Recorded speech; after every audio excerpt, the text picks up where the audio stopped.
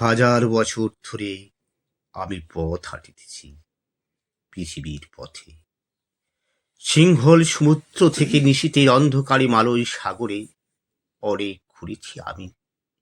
বিম্বিসার অশোকের ধূসর জগতে সেখানে ছিলাম আমি। আরো দূর অন্ধকার বিদর্ভ নগরে আমি ক্লান্ত প্রাণে।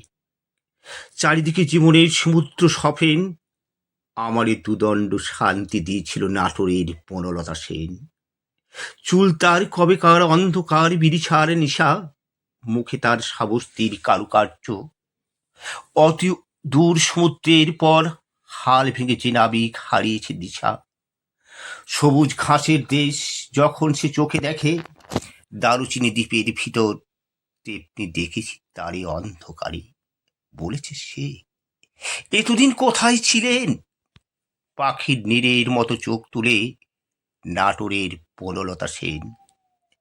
সমস্ত দিনের শেষে শিশিরের শব্দের মতো সন্ধ্যা আসে।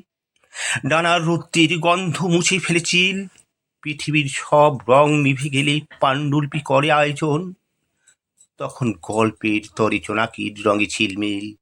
সব পাখি ঘরে আসে, সব নদী ফুরায়, এ জীবনের সব লেনদেন।